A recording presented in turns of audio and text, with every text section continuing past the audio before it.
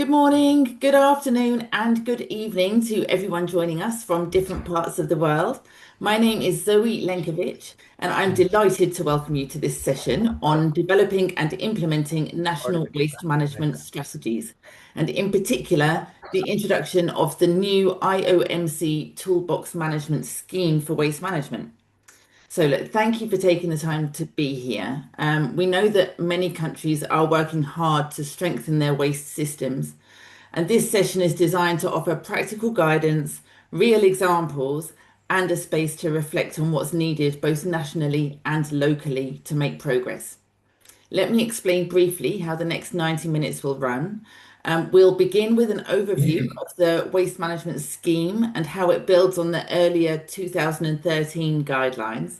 And then after that, we'll spend a few minutes getting to know who's in the room through a short set of polling questions.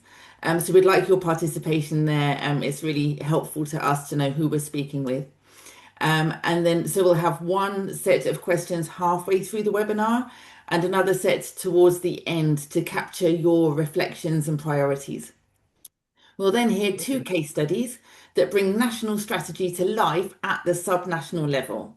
The first is from Punjab in Pakistan, presented by Anam Shahid from the Urban Unit in Lahore, and then from Kisumu City, Kenya, presented by Bernard Ojwang, Director of Environment, Climate Change and Natural Resources.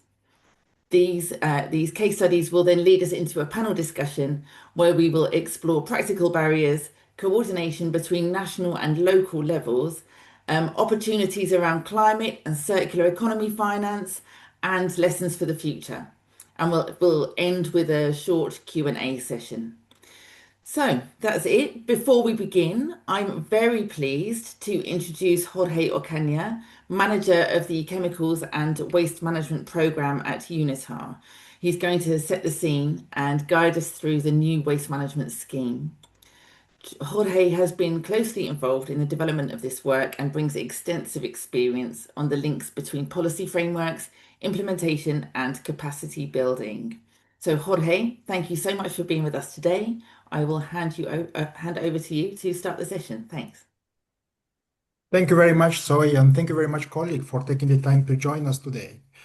Today we have a very interesting topic, and we have a topic that probably in many countries is a priority. I mean, according to my work experience, and if I remember well, many countries came to me during my 20 years of work in the UN, and they asked me, can you please try to help me on waste management? And this is something that is coming over and over, this kind of questions. So then, in that sense, this session will focus on the management scheme of the toolbox related to waste management. This is something new, something that we will add to the toolbox. And at the same time, also, we will provide a very interesting discussion on the second part, which essentially is a discussion with people that are working on the ground on waste management. And so is one of our greatest experts we have. I would like to say that municipal waste management is really a global challenge. Global population, as you know, they are growing, and the consumption patterns are also growing as well and intensifying quite a lot. Many cities, especially in low and middle income countries, they are really struggling with insufficient infrastructure, limited funding, and increasing waste volumes. According to the World Bank, every year the world generates about 2 billion tons of municipal solid waste. Without major policy changes, the total is expected to increase by 70 to 75%. So meaning that by 2050, we may reach 3.4 to 3.8 billion tons per year. Could you imagine that? It's quite a lot. Then per person, the waste generation varies according to different regions, different socioeconomic conditions, etc. But actually we have an average of 0.7 kilogram per person per day. This is an average, meaning that approximately 270 kilos per year. So one person produces 270 kilos of waste per year. Again, it's an average, an estimate. But in high-income countries, and just to give you an example, in the EU countries, it's being determined that about approximately 511 kilograms of municipal waste is generated. So then it's quite a lot. Uncontrolled waste often accumulates in open dams or waterways, contributing to pollution and actually has public health risk and also produces greenhouse gas emissions. In contrast, high-income regions generally achieve higher collection levels, sorry, and operate advanced systems actually, but they also face challenges. And one of the challenges is the landfill scarcity and the complex waste streams they have. Recycling and composting has expanded worldwide, but progress remains uneven. Plastic waste in particular continues to overwhelm municipal systems, with only a small portion effectively recycled. Globally, 23% of municipal solid waste remains uncollected, and roughly 33%, take that number, that percentage, 33% is openly dumped, meaning nearly one-third of generated waste is not managed in an environmental sound manner. It's quite a lot. It's a third. In low-income countries, the situation is far worse. It's about 60% of waste go to uncollected, and 93% is improperly managed. And these are figures from the World Bank. Actually, we have in the last year, we have seen many technological innovations. The sector is being reshaped. And now there's also these approaches of waste to energy, anaerobic digestions, and all these technologies that actually helps to manage waste. There are also some governance issues as well. For example, the cross-border cooperation is something that we are thinking more and more in terms of waste management. And one very important thing is community engagement. Informal sector engagement is very important to build a sustainable and resilient waste management system for urbanized societies. Having said that, I would like just to somehow open the floor for somehow some of your reflections, and then keep your questions for later. But let me wish you then a very good webinar, and let's see what happens in the next presentation. I think I will continue with the next presentation, but I will give the floor to Zoe. Thank you very much, Jorge. So yeah, I mean the statistics, the numbers are really quite stark. Last year I was the author of the United Nations Global Waste Management Outlook, and in that we modeled, we projected forward what would happen in the next 30 years if we just carry on business as usual, and the impacts of mismanaged waste on the climate, on biodiversity, and on human health are all set to double in a generation if we don't get to grips with the waste crisis. So this is an urgent issue. It affects all of us, even if we live somewhere that has very good level of waste management service, pollution that comes from elsewhere will still affect us. So this is a global issue, and it calls for, a lot more attention and a lot more finance, and a lot more solutions. So, and the IOMC Toolbox that Jorge is about to introduce to you now is going to be very, very helpful for national governments in particular in setting those strategies, really working out how we're going to address this, given the circumstances that we find ourselves in on a country by country basis. So yeah, I'm just going to hand back to Jorge now, just to say as well, to reiterate, if you do have questions, please pop them in the Q&A. That's at the bottom of your screen. Great to see more than 100 of you here today. So thank you once again for joining. Your input is really vital in making this discussion really great. So please do join in, and yeah, looking forward to reading your questions shortly. So for now, I think Jorge is going to give us a brief overview of the new toolbox. So thank you, Jorge. Thank you very much, Zoe. Just let me share my screen. Can you see it? It's kind of, yeah, we got it. Thank you. Good, thank you. Okay, so the IMC is an interorganization program for the sound management of chemicals. It actually comprises about 10 international organizations, and we work on different aspects of chemicals and waste management. Of course, we are working, or we're leading the work of the toolbox. There is the IOMC Toolbox, which is financially supported by the EU. And we've been working on that project for more than probably 7 years. We have different management schemes. Those management schemes refer to different aspects of chemicals management. There is the waste management scheme, which is going to be introduced in 2026, which essentially is dealing with waste management. And this is the one I want to talk to you about today. And actually, probably would be very nice to have your feedback. So we incorporate your feedback before sending everything to the IOMC Toolbox website. Okay, let me just start with an introductory video on what we're planning to do in terms of the IOMC Toolbox and the waste management scheme. The video is about how waste is categorized, the different components, and the different elements that we will consider in the toolbox. Let me just start the video.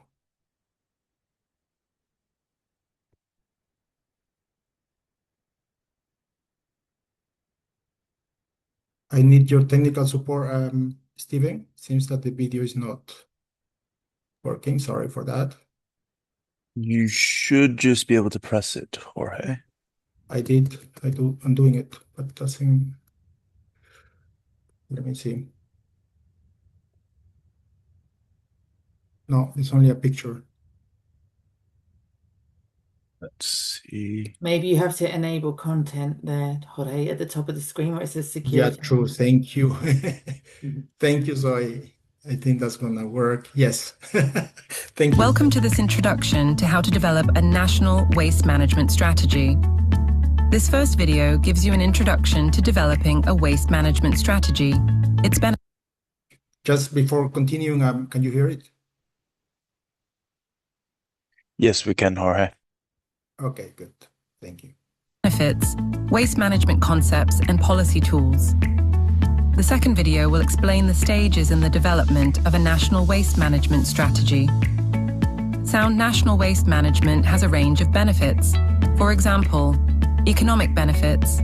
When efficient practices are introduced into production and consumption, with valuable materials being recovered, business opportunities becoming viable, and jobs opening up. Social benefits when communities are lifted out of poverty and health problems are lessened. Environmental benefits when impacts are reduced or eliminated, water and air quality is improved, and greenhouse gas emissions come down.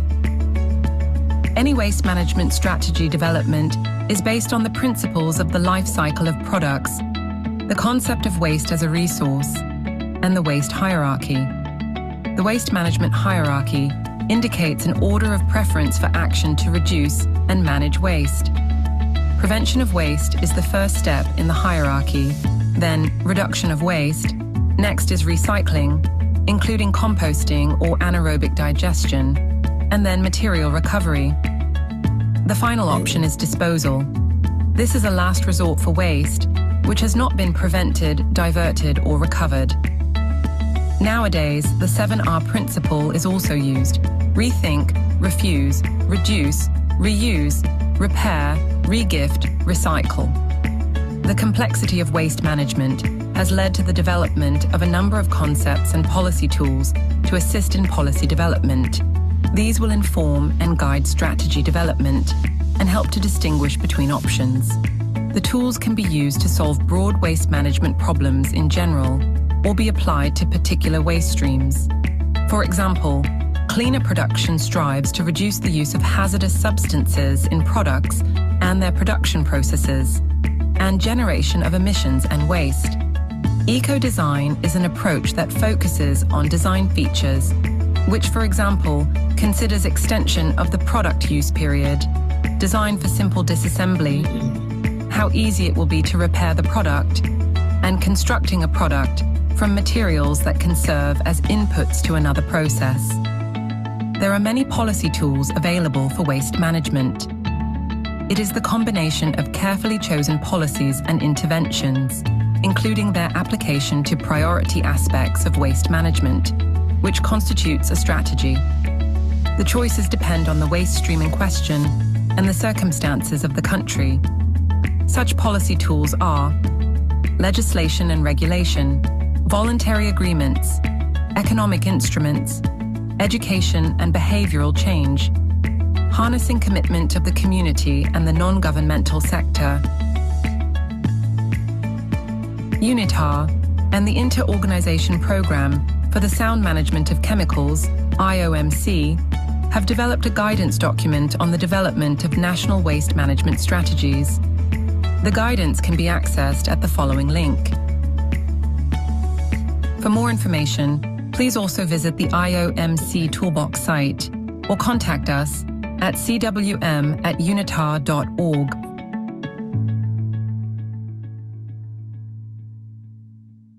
Well, thank you. That was an introductory video. And actually, in the video, you have seen concepts. You can see some of the elements to be taken into consideration for the waste management strategies.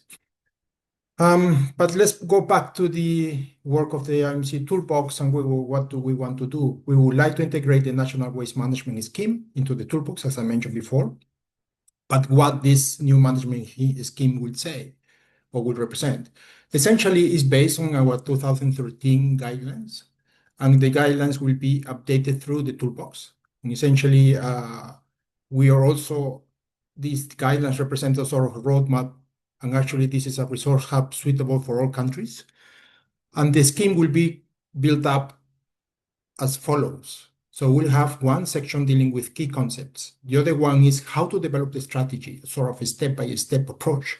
And the other one is how to conduct the implementation and monitoring this strategy. The scheme is actually intended to help national governments to develop these strategies on waste management and also to build a coherent evidence-based strategies. Coordinate with local actors. How do you coordinate with local actors and which are these local actors? And actually, how do you use practical UN tools, existing tools, for example, the Basel Convention tools. There is also ASM toolkit, actually also a number of unit and training materials. Actually, this scheme will help to improve financial and investment planning. We'll give you some examples and ideas on that, and will align waste management with climate goals and circular economy priorities. There is one interesting aspect of the waste management strategy, essentially, is the policy tools. Essentially, when you develop a waste management strategy, policies, tools are very important. And essentially, for these tools, we have categorized them in 6 different kinds of tools. One of them is regulation and legislation. The other one is voluntary agreements, then economic instruments, education, and information monitoring and technology. Within the legislation and regulations, you have laws, you have norms, standards, guidelines. You have also environmental liability, some of the elements. Voluntary agreements could be, for example, with particular suppliers, particular industries, particular entities. You have some voluntary agreements. And then you may also have also places, organizations that are self-regulated in terms of waste management. So this is also one thing that could be taken into consideration. In terms of economic instruments, we're talking about taxes and levies, fees and usage charges. Now we talk quite a lot about EPR. So then that may be also one of the aspects to consider. In terms of education, of course, it's very important that the that the communities that participate, the citizens that participate. So then awareness raising is very important for that. Educational programs, and then some centers, some academic institutions also could be involved in here. In terms of information and monitoring, you have also kind of reporting and information exchange and collection between different cities, entities, institutions. And then you have the assessment of performance as well, which is helping us to have an overview of what's going on in the different places in terms of waste management. Technology choice, it goes more referring to technology transfer, selection, and choice of the technology as well. In terms of the policy choices, once you have your different policy elements, you may need to choose which ones you want to apply. Please remember that waste policy is never developed in isolation. A concrete example of that is, for example, I know that many countries have been working on the persistent organic pollutant, POPs. There's a number of tasks and activities you were supposed to do. And one of them, for example, was taking some measures to avoid open burning of waste and avoid the release of dioxin and furans. So in that sense, the policy was going more to reduce POPs, but at the same time, you are addressing a waste management issue. When you do open burning of waste, then you release dioxin and furans. So there are some linkages there. So in that sense, waste policy would not be developed in isolation. There is also that governments must engage through consultation as well. So essentially, they should integrate waste policies with broader national strategies. This is quite important and actually refers also to the first point. So essentially, try to integrate as much as possible waste management strategies into national policies. Avoid also piecemeal decision-making and remain open to revising policies when proved ineffective. A successful waste policy requires well-informed, integrated, and flexible approach. And this would be an approach that anticipates connections, builds capacity, and responds to dynamically real-world conditions. It's quite important to mention at this stage that the National Waste Management Strategy is a living document. It's not a document that you develop in one point in time that will stay forever. Essentially, it's something that you constantly review, constantly update, and within that, same applies to policies, same applies to existing regulations. In terms of waste management strategy development, essentially, it's very important that you include all the actors that are involved in waste management. This is probably the key to success. So then in that sense, once you have this thinking or you have this approach, I would like to summarize the methodology or propose a methodology according to the guidance document on how to develop a national strategy for waste management. The first step would be getting started. So essentially, you need to establish a leadership. Who will be leading the waste management national waste strategy? Who will be leading that activity or that work? And then how do we get some baseline information, institutional? How do we see the institutional roles?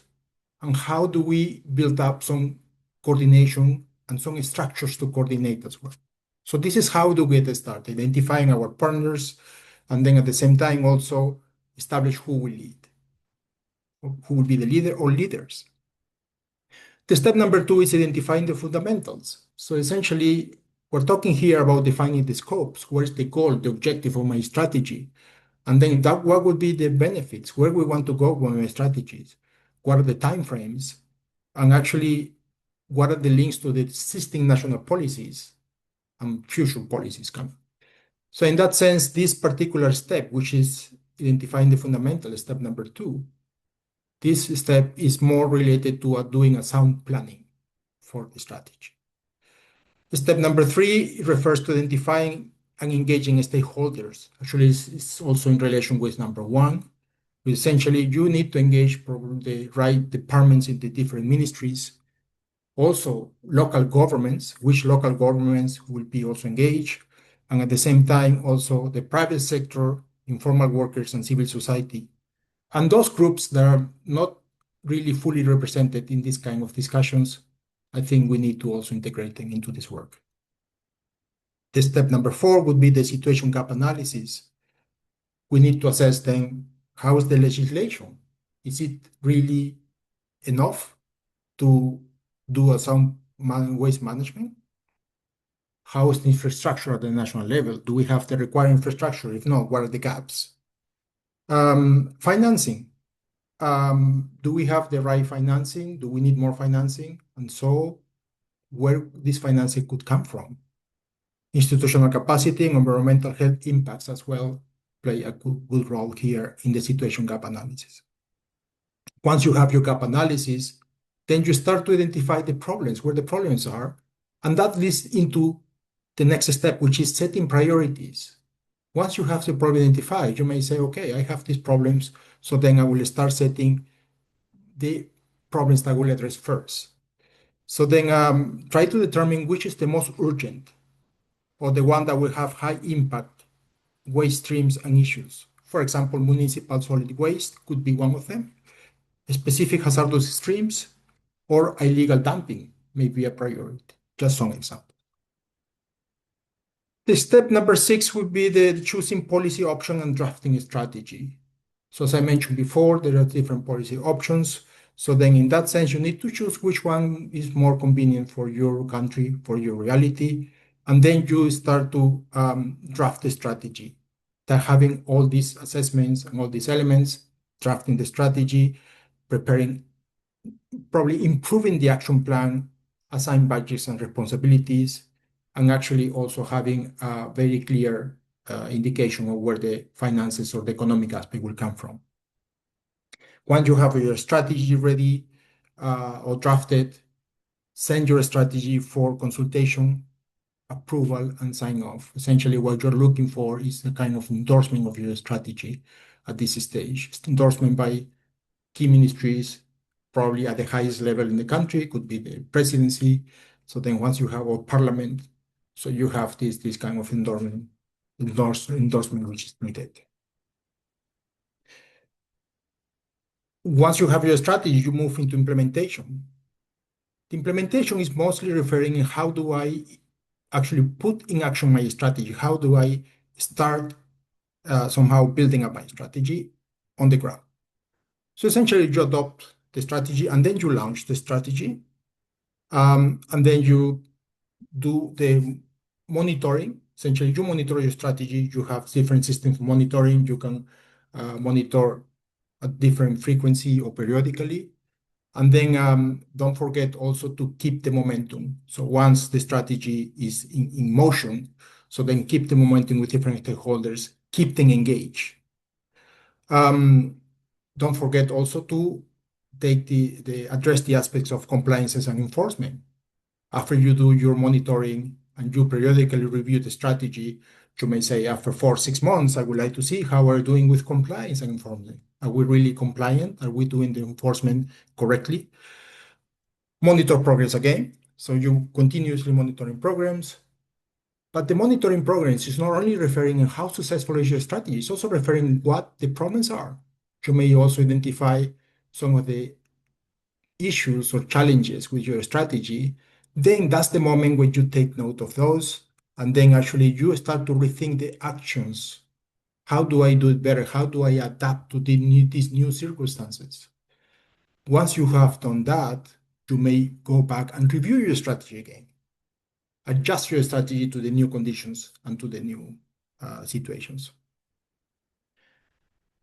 This is what I have to present to you. Thank you very much. Here's the address of the IOMC Toolbox. I invite all of you to visit it. There are quite interesting materials there, and there are also experts ready to answer your questions and to support you. If you submit a question to the Toolbox or something, there will be somebody from one of the 10 organizations of the IOMC answering you within a very short time frame. Thank you very much. Thank you, Jorge. That was a really helpful run through of the incredible amount of detail that's going to be in the toolbox.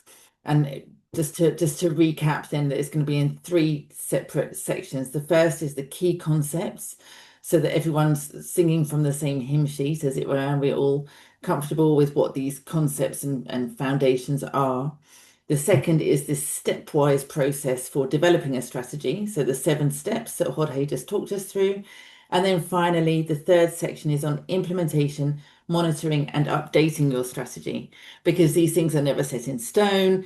Things change, the world changes, populations grow, new technologies become available, new financing mechanisms hopefully become available.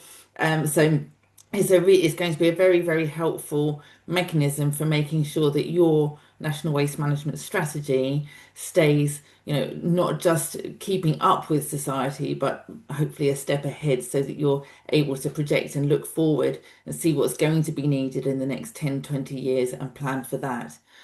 So great, thank you very much, Jorge. I see a few of you have put questions into the Q&A, so thank you very much for that.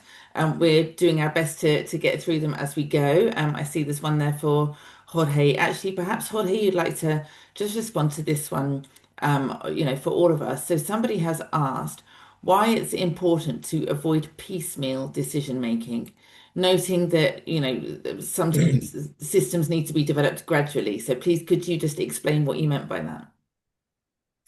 Yeah, no, thank you. Well, this is one issue that not only relates to waste management, but this is something that really concerns other areas. I mean, in that sense, when you do a piecemeal approach, maybe that you start something, you do some activities, and then these activities are dropped because of the lack of funding, or there's no follow-up, there's no integration. So in that sense, the activity tends to be, or the whatever task we take, tend to be isolated. So in that sense, and there's no really integration with the different bigger initiatives nationally or regionally or provincially. So in that sense, I think it's important that we are really, every activity is integrated within a broader framework, within a broader initiative. Otherwise, we tend to forget. I have seen so many initiatives on waste management, on POPs management that started very well, but then somehow the funding or the capacities or the situation change. There was no continuation, or even if the activity was successful, it was kind of forgotten because there was a bigger activity coming or something else coming later, which integrated everything but didn't take into consideration that one because that was done somehow without much consultation. So in that sense, it's very important to keep this idea of try to do everything in integration, in consultation. Even if this is a small activity, do it in integration. And then somehow, when you consult with the others, I think this piecemeal activity or task may have more chances to be sustainable, and maybe also have more chances also to be part of a bigger thing. So that's what I can say from my experience on that question. Thank you for the question. No, that's great. Thank you very much. And totally ties in with another point that you made earlier, which is that waste management isn't something that just operates in isolation. It is tied in with so many different, different other strategies and policies, and so many ministries, from finance and health to environment, natural resources, climate change. So it's really not something that can be tackled just in isolation, and it does require us all to talk to each other, to share, to engage, and make sure that waste management is part of, the future plans for the country. Particularly, a lot of countries lately have been developing circular economy roadmaps. And of course, waste management is a key enabler for the circular economy. So, and they both impact each other greatly. So, just to make sure that we're not trying to address these things in isolation, but being very cognizant of the fact that they are all tied together. So once again, Jorge, thank you very much, and Thank you. appreciate that a lot. And now we are going to go to the audience poll. So Stephen, are you there, please? Could you put up our first poll question? So this is where we would really like to hear from you. There is a QR code coming up on the screen. Perhaps, Stephen, you might also share the link. There it is. Okay, so if you open the chat function, so at the bottom of your screen, if you click on the little chat button, which is the speech marks, and then on the right of your screen, you should be able to see a link that Stephen's put there, for menti.com. Now, this is where we would like to hear from you. There's also this QR code on the screen. So I'll just give you a minute to use whichever you're more comfortable with, and we will see you over at the Mentimeter polling page. So perhaps, Stephen, we could go to that now, please. Hopefully people have got there. Okay, so our first question, excellent. What sector do you work in? All right, great. So the numbers are coming in. Thank you to those of you who have already responded. And we'll just give you another couple of minutes if you haven't. So it's always helpful for us to see where people are from, for these events. So I see we have 6 national government, 10 private sector, which is great, academia as well, provincial and state governments. Super. Okay. Wonderful. Thank you so much. Oh, still going up. Okay, just another 10 seconds then, for those of you who haven't managed to enter yet. Okay, super. Thank you, Stephen. Okay, so let's go to the next question. What region are you from? Africa, Asia Pacific, Latin America and Caribbean, Europe, or somewhere else? Lots from Africa, that's great, and Europe. Couple from Asia Pacific and Latin America. Super. Okay. So this is really helpful. So we're speaking to a lot of colleagues in Africa, and thank you to the others who are representing these other regions. Really helpful. Great. And, Africa, lots of African countries at the moment are developing their national waste strategies and also their circular economy roadmaps. So really pleased to see such high engagement from that region as well. So thank you. All right, let's go to the next question then, please, Stephen. This one's harder. What is the biggest barrier to improving waste management in your context? Is it lack of finance? Weak national-local coordination, infrastructure gaps, behavior or public participation, or is it something else? Let's see what you think.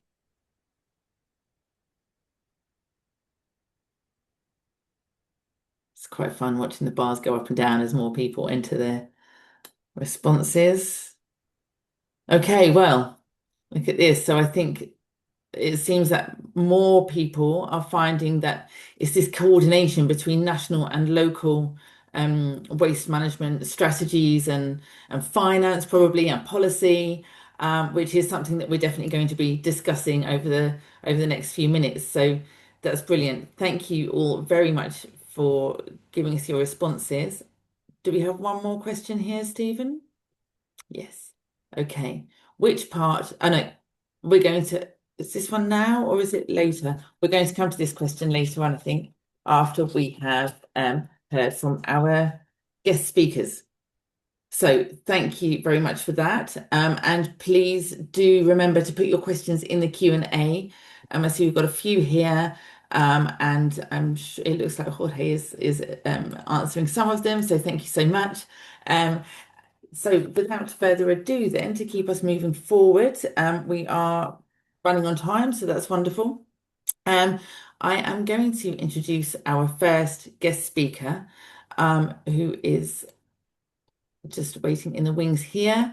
So Anam Shahid from the urban unit in Lahore in Punjab, Pakistan.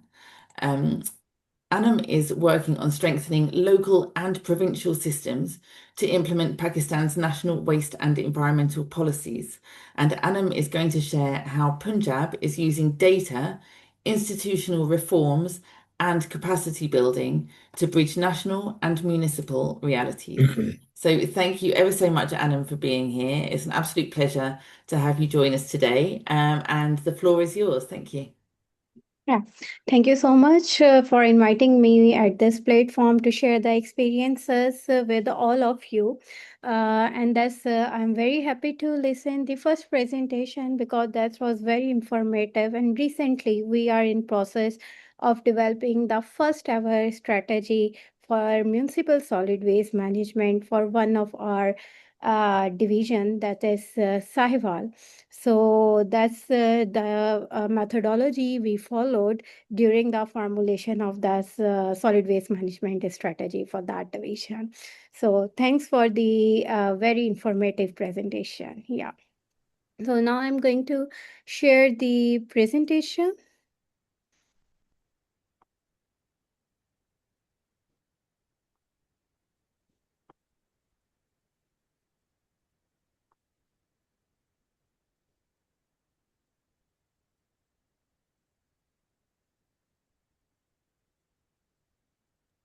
Yep, that's perfect. Yeah. So what urban unit is and how we are supporting the government for the formation of solid waste management strategy across the provincial as well as at the national level. So my name is Anam Shahid. I am working here as a senior program manager for solid waste management sector. And this urban unit is basically the technical brain of the government of the Punjab, and we are providing technical assistance to the government as well as the public-private sector institutes. So let's start.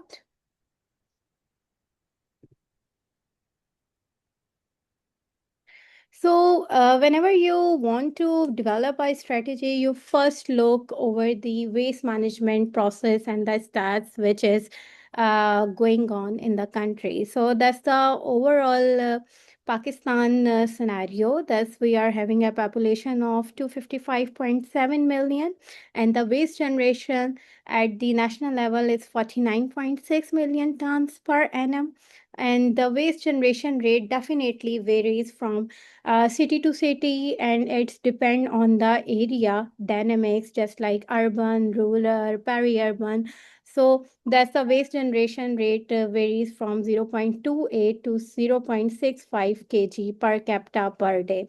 In Karachi, just like metropolitan cities, it's like very high, 0.65. In Punjab, in Lahore, that's the largest city of the Punjab. That's the largest city of the Punjab province. Is 0.56 or 55 kg per capita per day. So our major contributors are our mega, large, and intermediate cities. And the way, when you look at the waste composition, is that we are having a mostly organic waste.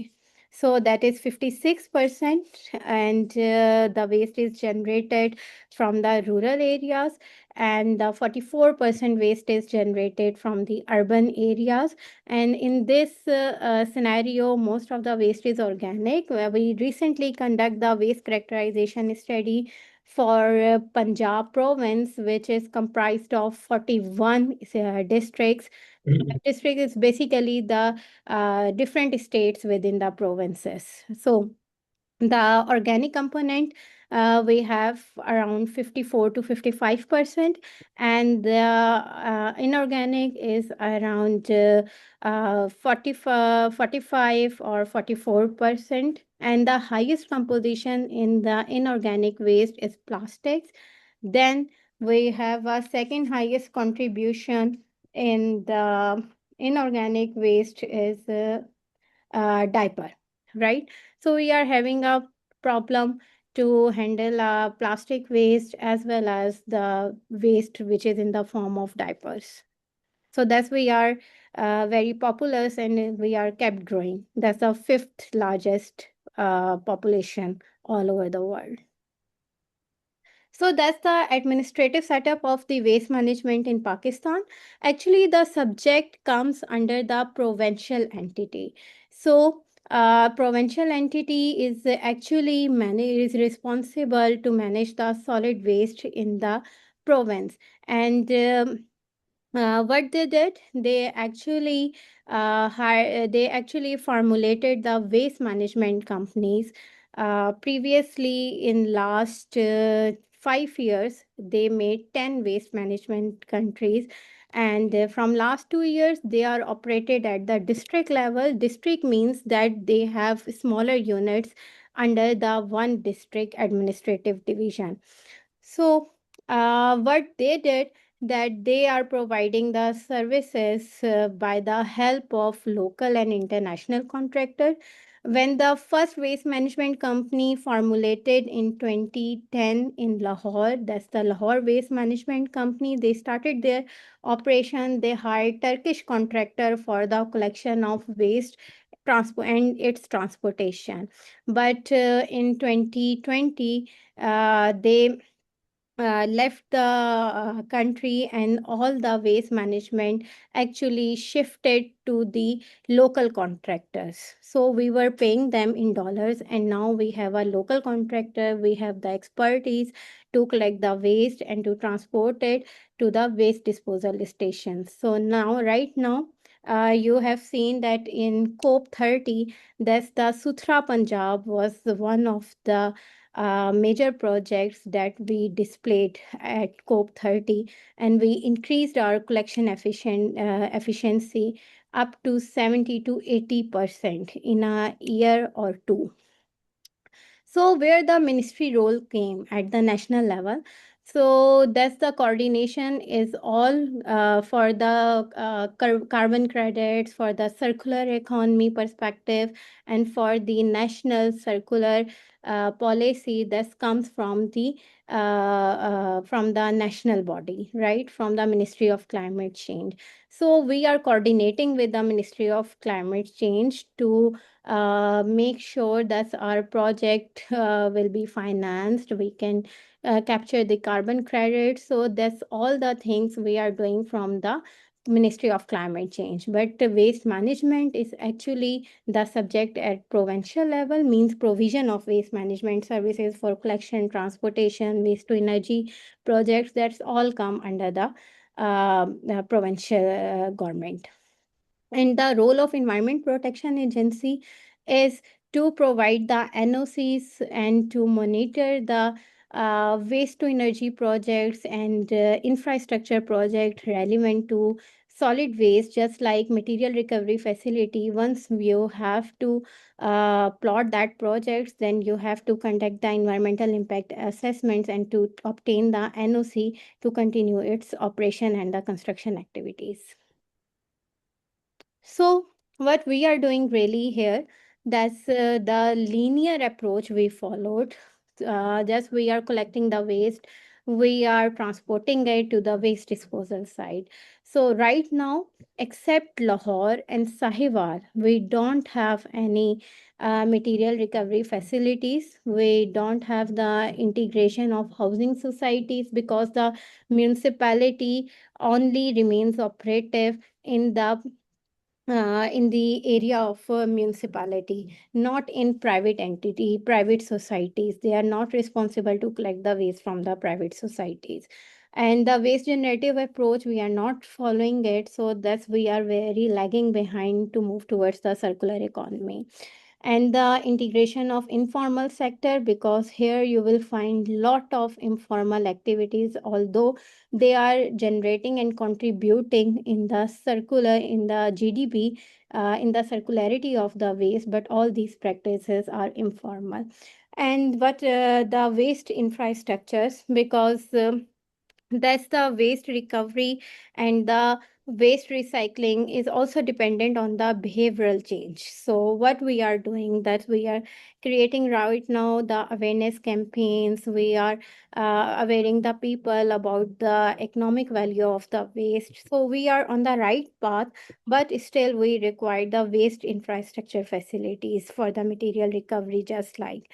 And the integrated controlled waste disposal facility in Pakistan, the first ever waste controlled or sanitary landfill site was made in Multan back in 2015 or 14.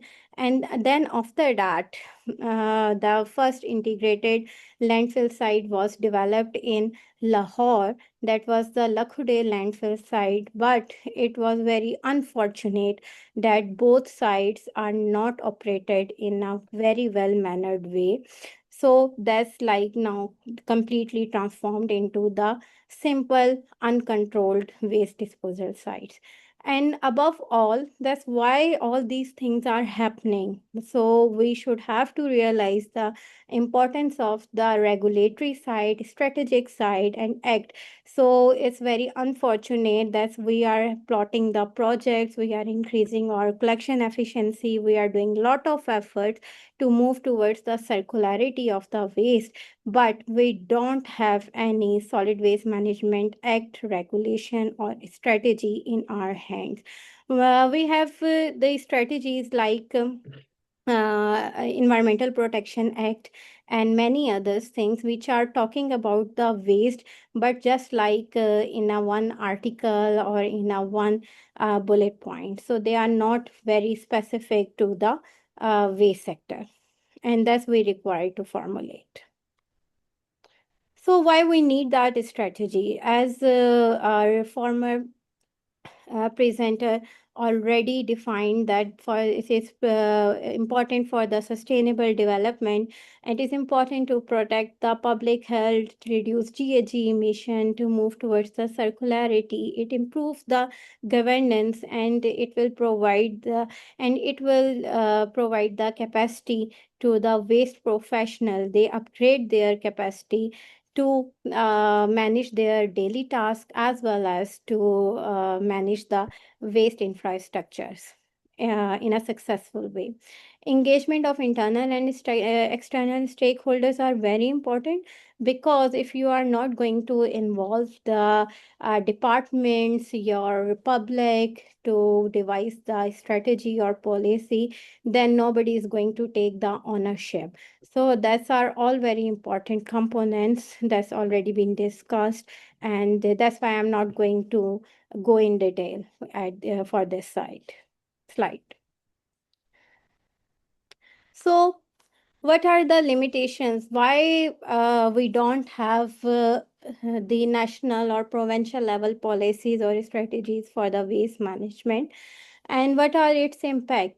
So we don't have a clear directions. That's the directions, because we don't have the strategy. So all the task or all the importance is on the political will. If one government is taking the SWM, solid waste management sector, at a priority, then they are making innovation, interventions, and doing so many things to improve the waste management system. But when the political ownership change and the political scenario change, then there may be the other government don't taking the solid waste management sector as a priority level. So once we have a strategy, then it will keep all the governments to a clear path and set their directions, as the solid waste management strategy is important. And many of the projects or strategies fail because they are written without understanding the ground level constraints. That's the real ground truthing is very important, because you are making it for the people, for the nations. And if you are not did the ground truthing, that what type of waste do you have, how many actors are involved in it from the all perspective, then it's not going to be a fruitful documents. Absence of clearly defined roles and responsibility across all levels, which results in duplication of roles, gaps, conflict, blame shifting, overlapping of mandate. One of the example is that urban unit made a material recovery facility that was the first government-owned facility in Sahiwal, but the municipality was very reluctant to run that operations. So there were so many things which should be kept in mind to make a fruitful or implementable strategy. And absence of consistent national and provincial standard and SOPs. When you don't have a national and provincial standards and SOP, then it's create ununiformity in quality and monitoring. It is difficult, because one of the important parameter is once you devise the strategy, then you have to monitor its task, its goal. That's how they are doing it. Sorry, I don't know what's happened. Sorry. Yeah. So again with the Just a slide. few more minutes, Hannah. Thank you. Oh, okay. So that's the project feasibility, and taking the stakeholder on board is also very important. So if you are not taking them on board, then you are not integrating the impacts of environment, health, and economic goals. So these all things are very important, and here we have the limitations. So what the urban unit is doing. Actually, the mandate of the urban unit is to give the policy advice and services to public and private sector organization, because local government don't have a capacity to collect the data, to do the waste characterization studies, to do the ground truthing, to do the GIS mapping. So here the urban unit are providing the technical assistance. We are building the capacities of the municipalities. We are providing them trainings. We are conducting the waste characterization studies. We are formulating the waste management strategies by keeping all the stakeholders on board.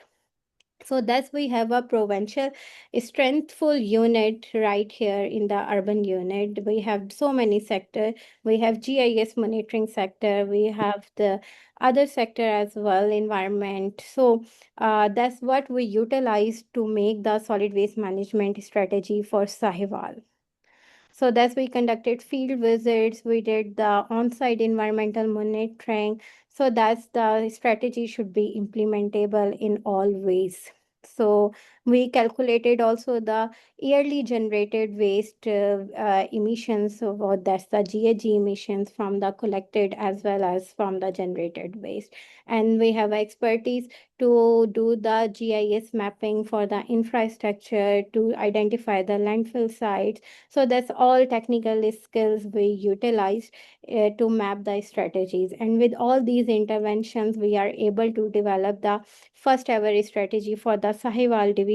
And that's the way towards the to formulate the provincial level strategy as well as the national level strategy. We received so many hindrances from the because we don't have the data available with the local government. So we made our survey teams, we collected the real time data, and then we formulated that strategy. And with all these interventions, that's the government took that subject very seriously, and all the focus is to improve the solid waste management strategy. So right now, last week, they issued a order to develop a one centralized Sutra Punjab authority at the provincial level, whose responsibility is to formulate guidelines to provide the technical assistance to the other waste management agencies. And we are able with our experience to make the material recovery facilities in Faisalabad and Gujranwala, that's on in process, and Sahiwal and Lahore, it's already working. And with the local government development mechanism, that's we are make a one application where we are monitoring the waste burning activities. So that's all the intervention we proposed, or we are able to suggest to the local government, and they really took it seriously. And now we have so many things in our hand at the national level. The government is developing the circular economy policy, and that's the basic crux of this circular economy policy, because it is at the approval stage. And we are parallelly devising the Sahiwal division waste management strategy. So we took that important pillars in our waste management strategy for Sahiwal to make it more towards the circular economy. And then the sites for we are doing the awareness campaigns to make sure that the behavior of the people are changing. So that's all from my side. And that's a really very hectic exercise that we did to make our first solid waste management strategy for Sahiwal division from the platform of the urban unit. Thank you so much. Super. Thank you so much, Adam. That was really interesting. And thank you for covering. I mean, it's a very comprehensive approach that you took, wasn't it? From data gathering, exploring your options, through to developing the actual processes and infrastructure, and then finally engaging everyone so they can actually take part in it in the way that it's been designed for. So thank you once again. We do have some great questions for you in the Q&A, and I'm going to save those for the panel discussion afterwards, but feel free to have a look at them in advance. So thanks again, Anna. Really appreciate you, That's you coming pleasure. to share your experience. Thank you. Right then, so our next speaker is Bernard Ojwang, bringing us a second case study from Kisumu City in Kenya. Bernard Ojwang is the Director of Environment, Climate Change and Natural Resources, leading efforts to translate Kenya's national solid waste and circular economy foundations into practical improvements on the ground. Bernard's going to talk us through the city's progress, challenges, and lessons for national to local coordination. So thank you very much, Bernard, for joining us today. Anam, if you could please stop sharing your slides. Oh, yeah. And then Bernard, if you could turn your camera on and unmute yourself, and we should be ready to go. Wonderful. Thank you very much, Zoe. Thank you. And good evening, good morning, good afternoon, wherever you are. In Kisumu, it is afternoon. It is exactly 1:33 p.m. Bernard Ojuang has been introduced by Madam Zoe, and I'm the head of Environment Directorate, which is responsible for waste management in the county government of Kisumu. County government is the local government of Kisumu, and we are in Kenya as a country. So basically, I'll take you through how the Kisumu is implementing National Solid Waste and Circular Economy Framework, and how we interpret the framework, and how we interpret the framework.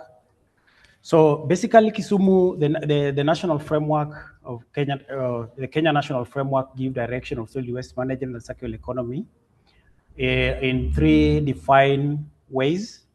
One of them is the Sustainable Waste Management of 2022, and this mandates country to establish integrated solid waste management systems. It requires waste segregation at source. It promotes recycling, composting, material recovery, minimizing landfilling, that is circular economy. It's also introduced the extended producer responsibility, EPR, for the manufacturers. Then we also have the National Sustainable Waste Management Policy of 2021. This also envision a circular economy where waste become a resource, prioritize resource recovery, green jobs, inclusion of informal waste actors, and also calls for data-driven waste planning and public-private collaborations. We also have the circular economy strategy, which is cross-cutting. It also emphasizes on waste minimization, shift from linear models, and creation of the local recycling economy. So how is Kisumu interpreting the national framework? We interpret the national framework as one of them is as a waste as a resource. We as a city, the city sees the national circular economy policy as a shift from dumping to resource recovery. Waste is considered as economic input for recycling, composting, small enterprise, not just an environmental nuisance. Then also it's talk about, we see it as a decentralization. Is inclusive waste governance. The county interprets the national emphasis on inclusion circular as required by the framework, which include the integration of informal waste pickers, which as a city currently we are doing. We have all mobilized the private waste actors. We registered them, we formed them into corporation for involvement in waste management. And by the survey, which was done by the UN Habitat under the WAT tool, we find out that the 15 to 20% of the waste management in the city is being carried out by the private waste actors. So we also have what we call the community-based waste system, then public-private partnership, which is a very, very key thing that Kisumu is currently implementing.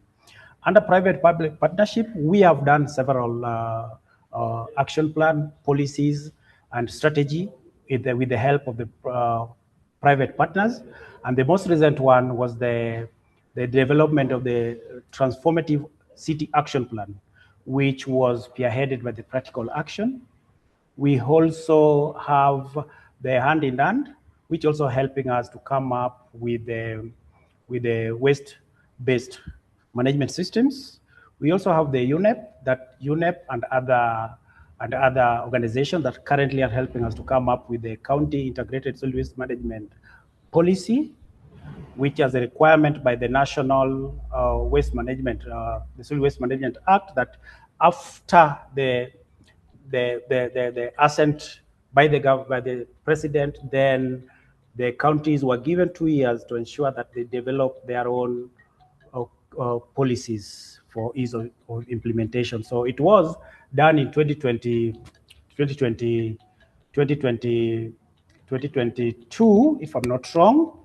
So it means by now, by 2024, each and every local government was supposed to have their own policies and strategies for the implementation of the national one. So the county, as a county local government, we are working on that, and we are doing that. We have also come up with the integrated solid waste management plan, which we did in 2015, and it was a 10 years plan. We are now doing what we call the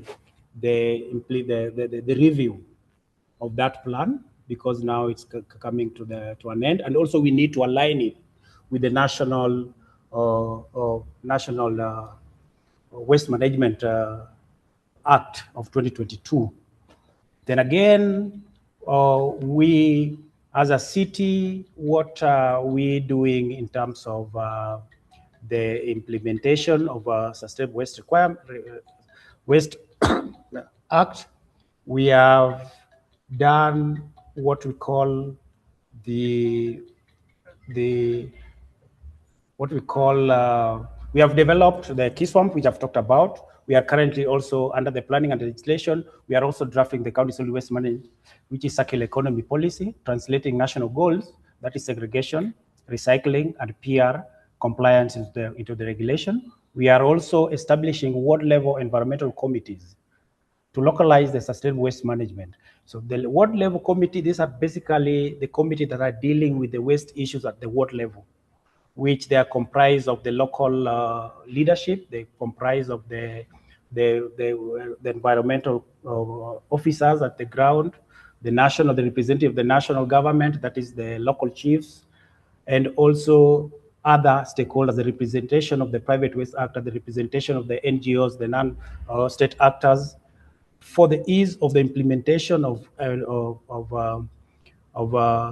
waste issues at the ward level. We are also doing what we call the waste segregation and collection reforms as required by the National Act, which promotes segregation at source by strengthening, and this is what we are doing by strengthening public education and behavioral change, which is very, very key, because segregation at source has not been our practice for long. So it means it's required the behavioral change so that it can be effectively implemented. And it needs a lot of public education, sensitization, and awareness creation, which we are also doing on a monthly basis. Our governor, now the head of the county, gazetted 10th of every month to be city cleaning and greening. City cleaning and greening, what we do basically on that date is that we sensitize the community about the proper waste management, the importance of waste segregation, the importance of waste recycling, and also we are grading the city. Then also we are licensing private waste service provider to improve coverage in line with the national standard guidelines. And I say that we are working very closely with the private for any waste management to succeed. All the stakeholders must be brought on board. And the key stakeholders in waste management are the private waste actors. And that is what we are giving a lot of emphasis. We are also establishing designated collection points and skip container around the city. So we have designated areas where the community can take their waste in a segregated manner. Then they can also take this waste to the MRFs. As a city, we have developed 6 MRF as a county. Our intention at AIM is to have 14, because we have 14 wards that fall within the city jurisdiction. So we have started with the pilot. We have constructed 6 MRFs, and all these 6 MRF has been equipped by the city. This financial year, we are going to spend 50 million Kenyan shillings for buying of the equipment. That is, I'm talking about the shredders and balers. And the good news is that we are only building these MRFs, but the managements are given to the waste actors, private waste actors. We are giving them this MRF. We are only overseeing the implementation in these MRFs, which has been really, really successful, because we have tried before where the government was constructing these MRFs and they want to manage these MRFs, which has really failed a lot. But we have now come up with that strategy. And in fact, Kisumu as a city was the first city in Kenya to implement the MRF successfully. And most of the cities have been coming to the city to benchmark on how this is really successing, is That's great, succeeding. Bernard. Thank you. Thank you Yes. so much. I'm going to have to ask you to just wrap up now so that we've got time for a little bit of a panel discussion. So, Yes. if you had any So final point that you'd like to make as part of your talk. I think, Zoe, I'm just okay because I've enlightened what we are doing, how we are doing it, but I'll just waiting for the questions and clarifications if they're there. Brilliant. Thank you. Thank you so much, Bernard. Really, really interesting to hear what's been happening in Kisumu City. And also really impressive that you've already built 6 of these community level MRFs and that they've obviously worked, right? Because you have the plans to build another 8. So congratulations to you. It's really, it is unusual to see such good local citywide implementation from the national strategy. And this is what it's all about, really, making sure that, going back to what Jorge was saying at the beginning, that everything is tied together. And as somebody asked about, the piecemeal decision making, it really needs to be kind of really threaded or woven together to make sure that we are not, throwing money. There's never enough money in waste management, right? So we need to make sure that when we make those decisions, that those decisions are, they're going to have longevity as solutions.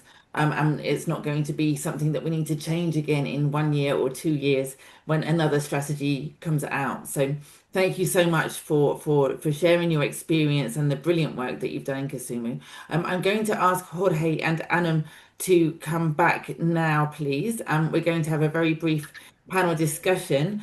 I'm going to make sure that we end on time, right? So I'm going to we'll have this discussion for another 10 minutes. Then there's still chance for everybody to respond to the final poll questions before we close. So thank you all very, very much. There's a few questions here in the Q&A section. Oh, we've had some more ones come in as well. One of them that I thought would be a good one to ask, and perhaps Jorge, we could start with you, is about so the question is, it's from Donald Sehaswana. And the question is, considering a national waste management strategy has various actors that would play a strategic and technical role in the strategy's implementation, how does one secure buy-in, commitment, and accountability? Easy one for you, Jorge. Over to you. Thank you, Zoe. This is a very tough question, I must say, because but I might probably refer to some previous projects we had in UNITA. I think when I come as a stakeholder in any project, any activity, I want to know what is for me. I mean, what's really interests me. If I'm not interested, I'm not motivated to participate, well, nothing will move. I will just come to the meetings, go back home, do nothing. But if I really feel that the project is mine, I'm part of it, I own it, that makes a complete difference. So essentially what we need to do when we do the stakeholder analysis is, once you identify your stakeholders, probably one suggestion would be go and try to see what is for every stakeholder in this kind of initiatives. For example, if you're talking about the municipalities, what is the municipal authorities, what is their role in there? And not only the role, but what could really be what will be accomplishing with this participation. The same with other groups. Listen, for example, you have private sector. Private sector may want to make money probably. And then they say, okay, I want to make money. If this is a place to make money, if they see no entry or no opportunity to make money, they will leave. And the same with informal sector as well. They will come and say, okay, would I, through this initiative, would I improve my conditions? Would I make my small business growing, my family business growing? What kind of advantages would I get? So this is one thing that probably we need to ask ourselves when we do the stakeholder analysis. The other thing is, one, we are really convinced that this project and these objectives are shared by everyone. Then the other thing, I think the commitment will come naturally, because actually when you feel that this is something, there is something for you, and you feel part of it, it's simply, there's no secret formula for this, but I must say probably just analyze the different stakeholders, try to see what their drivers are, and once you identify that, try to address them. Say, okay, I would say probably that would be my only humble suggestion for that. Yeah, no, that's great. Thanks, Jorge. And quite often I get asked on the various projects that I support, how can we get buy-in from the politicians, from the councillors and the members of parliament? And my response to that is to really study what their priorities are. Yep. They've gone out and got elected on certain priorities that they have promised to deliver. If you can show that your work in waste management is going to help them deliver their goals, then they're going to get behind it. For example, it might be jobs for young people, or it might be, a cleaner town centre, or whatever it is. Just really study what it is that are their public priorities, what they have said they will achieve for the electorate. And the beautiful thing about waste management is that because it's so multifaceted, we can often present it in the way that demonstrates that this will help achieve those specific goals. So yeah, it's a blessing and a curse with waste management that it doesn't fit into one specific thing, but we can use that to our advantage. So thank you, Jorge, for that answer. That was really helpful. I'm going to ask one more question, which is coming from Sandra Mendez. She's asked it directed the question to Anam, but I think it's a question that I would like to ask both Anam and Bernard. So the question is, which specific awareness raising strategies have you got planned or have you implemented focused on minimizing the generation of waste and then also making sure that that people are separating their waste for recycling to enable a circular economy. So awareness raising strategies. Anam, over to you. Thank you so much for the question.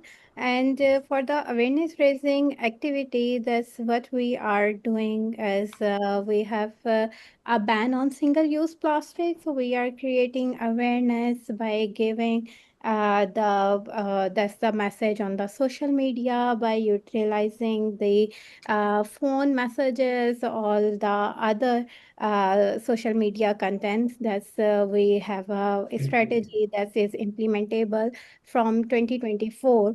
And just like to stop the open burning, the government is very focused because we are facing the intense smog issue as well. So what we have different platforms. We are doing different stakeholders consultative session. We are making jingles. We are doing the social media campaigns. So they are all waste management awareness strategy that we are letting the people know to minimize their waste and minimize their waste, as well as the government initiative that we are moving towards a circularity, and we need to promote the waste minimization, waste reduction, Yeah. as well as the segregation concept at the doorstep level. Brilliant. Okay, thank you, Anam. So yeah, approaching it from as many different angles as you can then to reach different audiences, but with similar messages, right? Yeah, great. Thank you. And Bernard, how about you in Kisumu?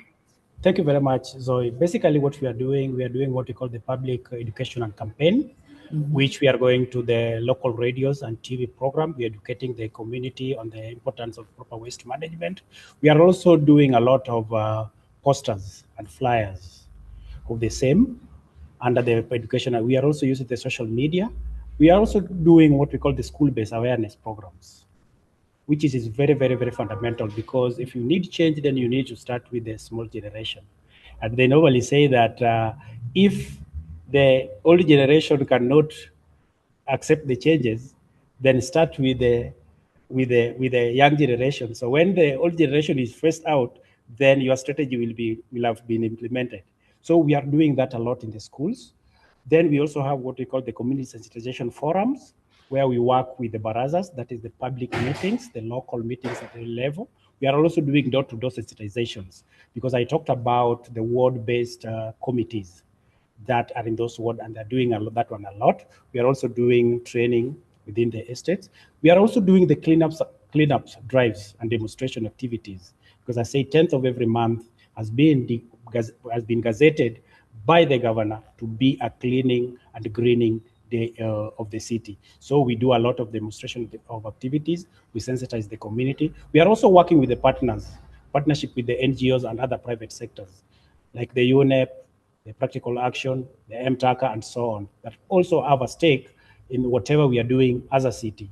We are also we are doing a lot of promotion of the waste segregation at source. I've talked about that. Use of digital and smart solutions, the mobile application apps, which we have already been helped to develop at the MTACA, which is also an NGO that deal in tech as a city. We are also doing a lot of involvement in the local leaders and influencers for waste management within the city.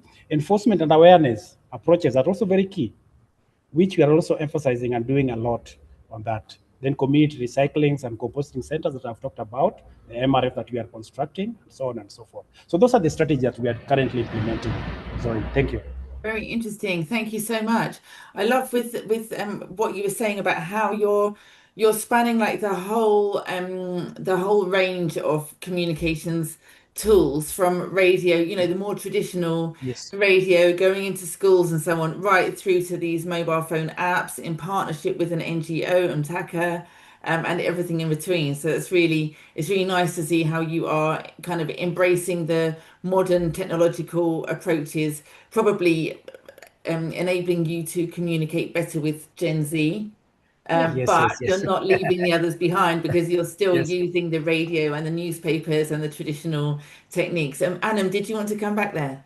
Yeah, that's I would like, because one thing I forgot to mention, that recently we started the green credit program, and that's the very lucrative program tools, and the response from the public is really very good, because we are giving the credits to the audience, to the people, to the natives. That's if they are segregating the waste at a source level, so we are giving them points in the form of money reward system.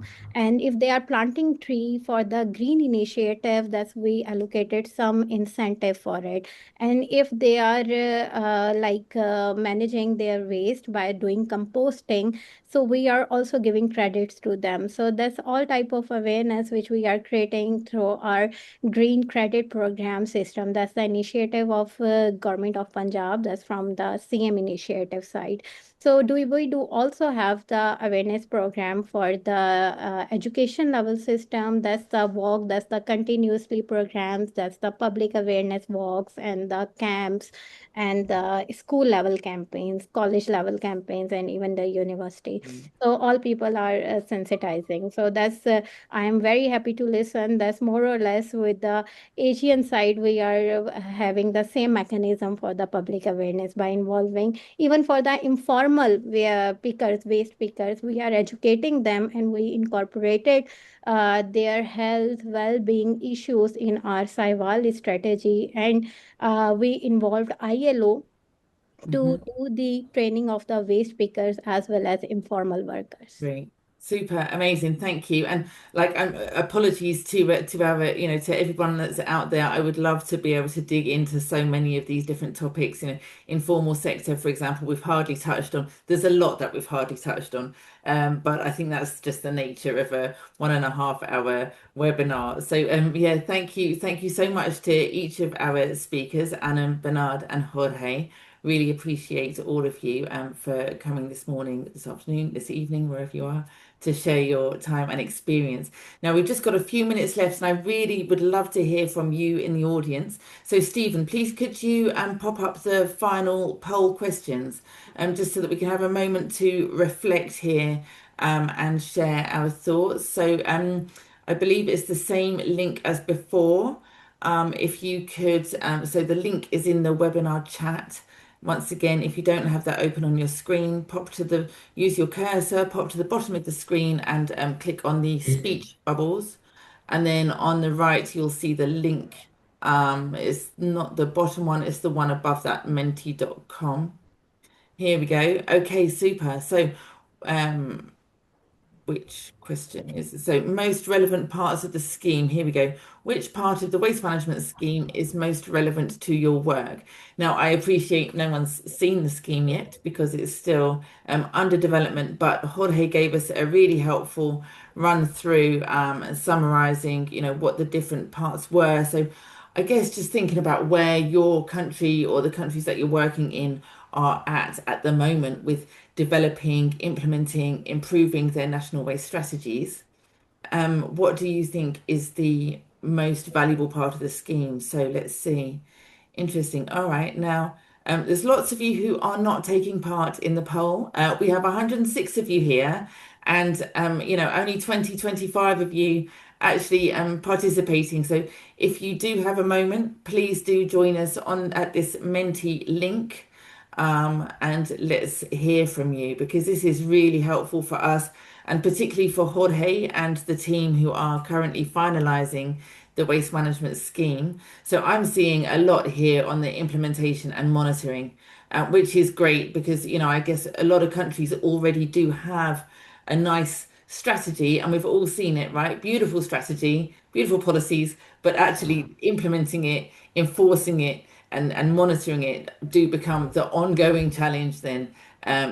What's the point in having a nice thing on paper if we can't actually make it happen in our towns and cities and villages?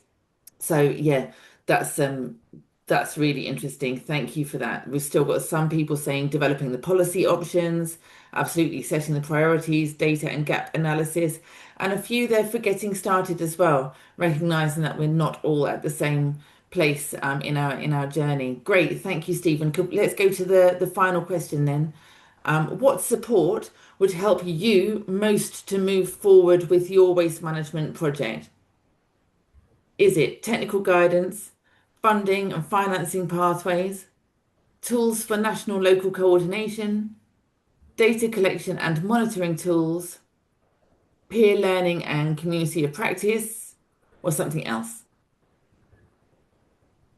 And perhaps if you're clicking on other, you could also pop to the Q&A and tell us what your other is. That's great. Okay, do you know what? I guessed it was going to be like this. A lot of people saying funding and financing pathways. We heard actually earlier from Anam about the way that the Ministry of Climate Change is supporting waste management initiatives in getting climate finance. And I do think, that's clearly the way that things are going. So this is really helpful information. Thank you all so much for answering these questions. Okay, so yeah, funding and financing is at the top there. Data collection and monitoring tools. Not easy to do data collection. I'm working on that at the moment for the Gambia, when waste management systems are very much, at the beginning of their development. It can be tricky to know what data to collect and how to collect it. So we've got that there, the technical guidance as well. Brilliant. Some tools for that national local coordination and this peer-to-peer learning. Super. Okay, look, right, we are bang on 11 o'clock. I'm going to ask Jorge very, very quickly, do you have anything that you would like to add, Jorge, as we close this session? Stephen, thank you. You could take the poll down now. Thank you. No, thank you very much. So, I think it has been a very good session. I learned quite a lot from the different situation presentations, and thank you for the presenters. Really very good, fantastic presentations. The questions, I must say, they were very interesting, very good. Some of the questions, probably one thing we should be aware of, there's no perfect solution for waste management. So essentially, just be aware of that. But on the other hand, there are little steps, little efforts you can do. I was reading the other day one article about waste management in developing countries.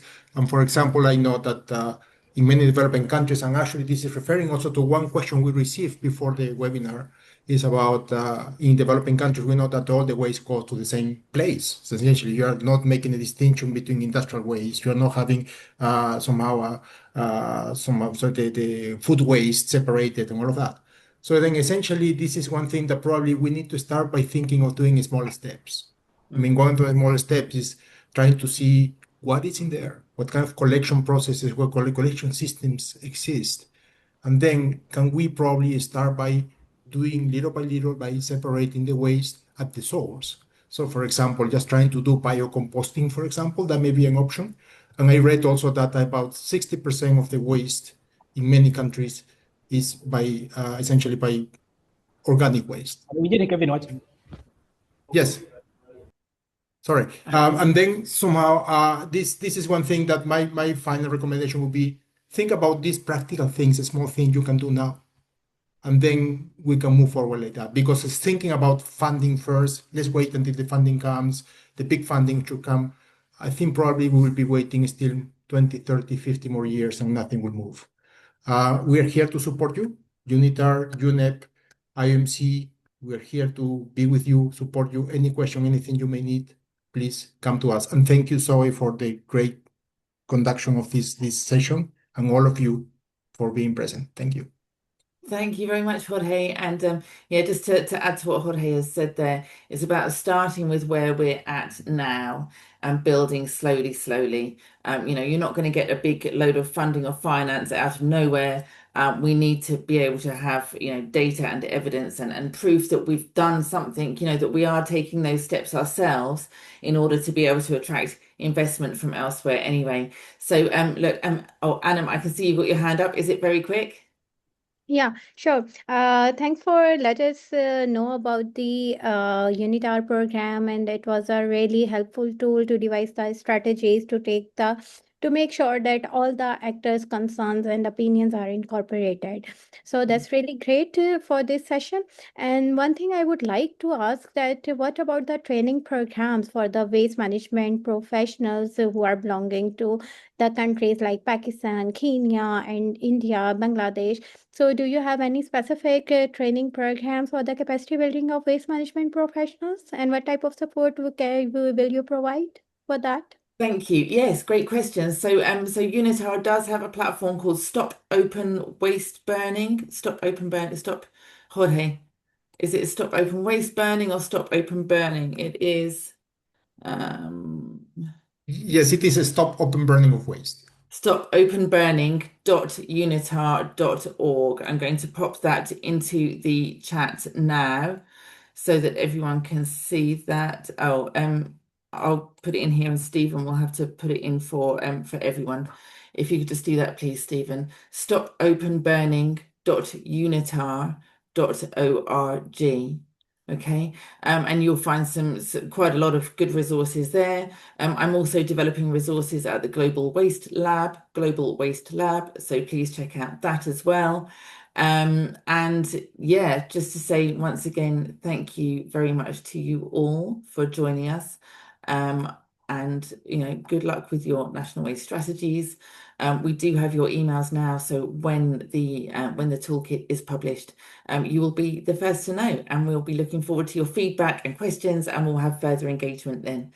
So I think with that, we are just a few minutes late, but huge thanks to Anam and Bernard and Jorge for sharing your experiences and insights and the developments that you've made in your own countries. And yeah, look forward to seeing you all again at another webinar not too far in the future.